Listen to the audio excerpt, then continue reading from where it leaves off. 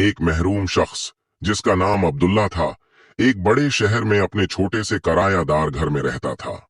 अब्दुल्ला की जिंदगी बहुत सादा और गरीबाना थी, लेकिन उसके दिल में एक ख्वाब था। मैं अपनी माइशत को बेहतर बनाऊंगा।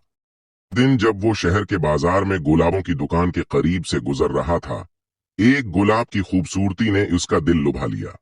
वो जमीन पर गिरे गुलाब को देखकर उसको खरीदने का फैसला किया। अब्दुल्ला ने अपने अखराजात से गुलाब को खरीद लिया, लेकिन उसको पता नहीं था कि कैसे उसे देखभाल करे। उसने किताबों से मालूमात हासिल की और अपने दोस्तों से भी रहनुमाई ली।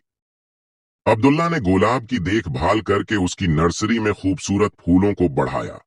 कुछ उर्सा बाद उसकी मेहनत और मोहब्बत ने उसे एक मशहूर गुलाब फरोश बना दिया। गुलाब की दुकान अब उसके लिए रोजी रोटी का जरिया बन गई। लोग उसके गुलाबों की खूबसूरती से मोहब्बत करने लगे और उनका किराया उसकी दुकान पर बढ़ता चला गया। ये कितना प्यारा गुलाब है। अब्दुल्ला ने कभी मायूस नहीं होकर कोशिश की और मेहनत करते रहे।